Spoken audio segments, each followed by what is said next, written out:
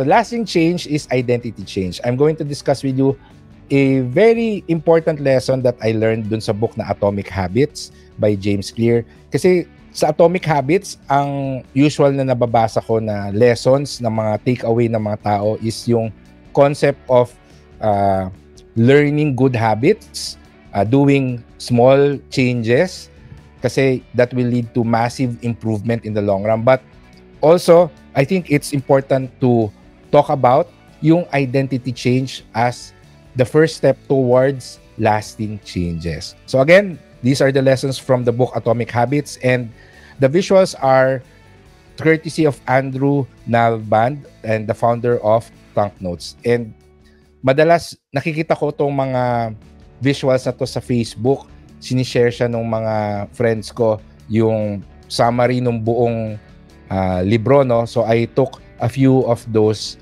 visuals at yun yung isi-share natin today. So ano nga ba ibig sabihin ng lasting change is identity change? According to James Clear, there are 3 layers of behavior change. Yung identity yung nasa loob, there's the process that is next to that, and outcomes. Ang ibig sabihin nito, kung gusto mo magbago as a person, it should start with your identity. Ang self-development, meron siyang 3 components. Yung tingin mo sa sarili mo, yung ginagawa mo para baguhin yung mga ayaw mo, and yung outcome. Doon mo nakikita yung result ng processes mo. What does this mean? Gusto mong matuto ng good habits or gusto mong tanggalin yung bad habits mo? Karamihan sa atin, nakafocus on ano yung gusto nating mangyari. Example, magastos ka. Ang sinasabi mo sa sarili mo, gusto kong maging matipid.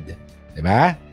May mga kilala ako na gusto nilang mag-lose ng weight. No? Sasabihin nila na next year, yan, New Year's resolution season na ulit. No? Next year, magpapapayat na ako. Or magiging healthy na ako, magiging matipid na ako next year. That's the most common thing that people do kung gusto nilang magbago. And sabi ni James Clear, this is the wrong strategy because you are starting with what? Ano ba yung gusto mong mangyari? If you want lasting change, you have to start with the innermost component, which is yung identity natin. Sabi niya, start with who? Start with who you are. And again, if we go to the traditional way of self-development, sasabihin natin na magastos kasi ako ngayon, gusto ko maging matipid. Unhealthy kasi ako kumain, nako, kung ano-ano kinakain ko, kaya hindi ako healthy. So next year, gusto ko mas maging conscious na ako sa mga kinakain ko, gusto ko mas maging healthy, I want to consume more nutritious food. Yan. Sabi ni James Clear, you start with yourself, listen to what you are saying about yourself. So ano ba yung mga beliefs mo about sa sarili mo? So, I am a lazy person, tamad kasi ako, kaya hindi ako productive, hindi ako makatapos sa mga projects, I have no self-discipline, madali akong ma-distract, mahilig akong manood ng TV series, kaya wala akong nagagawang mga business plan, wala akong nagagawang mga projects, etc. I'm not a musician, walang musician sa family ko, kaya hindi ko matututunan, hindi madali sa akin mag-aral kung paano mag-gitara, etc. I'm not good enough. So, you have to listen to what you're saying about yourself. Baka may mga limiting beliefs ka. Kasi yung mga limiting beliefs na yan, yan yung una mong babaguhin. Yan yung una mong papalitan. So, what does this mean?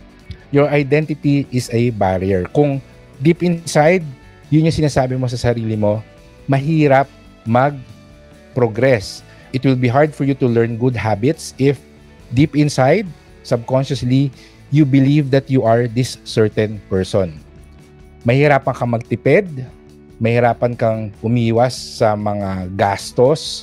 Kung deep inside, ang sinasabi mo sa sarili mo ay, wala kasi akong disiplina, wala akong financial discipline, magastos kasi ako, andali ko kasing matempt pag mayroong sale, kaya ang hirap-hirap magtipid. So, yung limiting beliefs mo, yun yung dapat mong unang a-attack or yun yung una mong babaguhin. You have to answer, who do you want to be? Sino ka ba? And you have to tell yourself that you are already that person. So, parang igagaslight mo ba sarili? Hindi. You are trying to change your identity. Yun yung una mong focus. So, for example, I'm a healthy person. Every time na gumagawa ka ng isang bagay, you have to ask yourself, is this something that a healthy person will do? In my case, especially during the pandemic, sinabi ko, nako, this is a global health crisis. It reminded me of the importance of living a healthy lifestyle. So, sinabi ko sa sarili ko, I am a healthy person. I want to be a healthy person. So, I start with my belief na I am a person who is responsible with what I eat and what I do.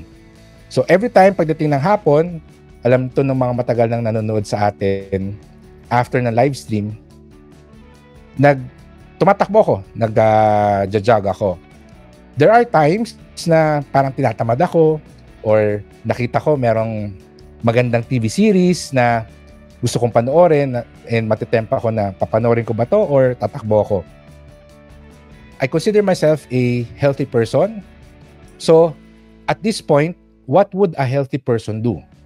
And of course, that would be going out and exercising. So, since I start with my belief about who I am, yung mga next decisions ko about what I need to do, mas madaling piliin, mas madaling mag-decide ano ba dapat yung next na gawin ko. Pagdating sa personal finance, sabihin mo sa sarili mo na isa kang matipid na tao, I am a saver, I have changed my identity, I am now someone who is financially responsible. So, kapag nasa mall ka, may nakita kang sale, and meron kang temptation na mag-impulse buy, you can just remind yourself, di ba, isa ka ng matipid na tao? Ano ba dapat ang ginagawa ng isang matipid na tao? So, you avoid the temptation, the impulse purchase.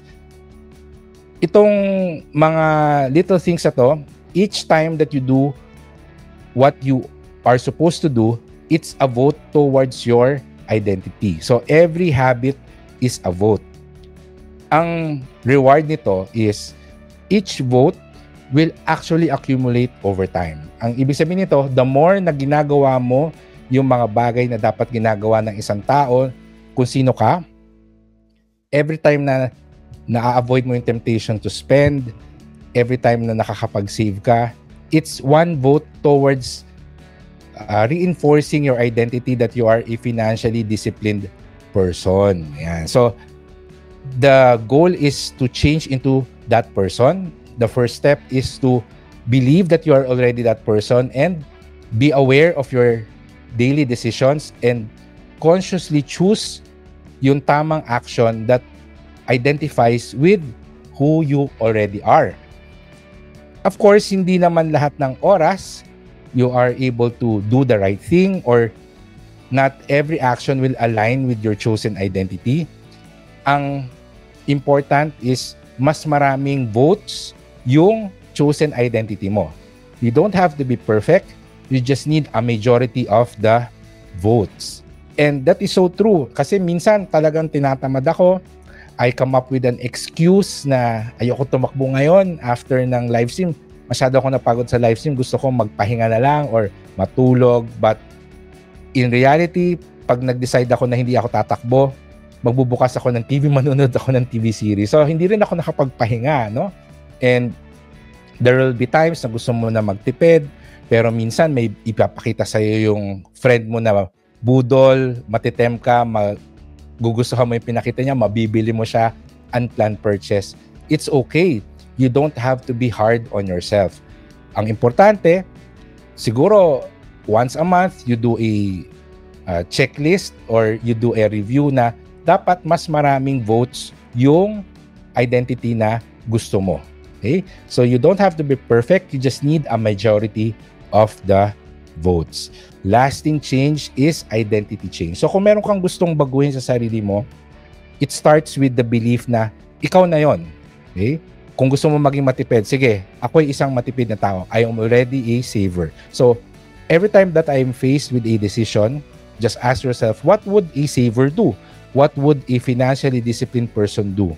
And cast a vote towards that action that aligns with your identity. But don't be too hard on yourself. There will be times na you will choose the other identity. Just make sure that over time, you are casting majority of the votes towards the identity that you want to do. Okay, so it will be a struggle, a challenge every day to be the identity, be the person that you want to be. However, through time, with 1% improvement every day, you will see after a year, after 2 years, you will realize that you are already the person that you want to become. So yan ang ating topic of the day, and I hope ay nagustuhan niyo siya.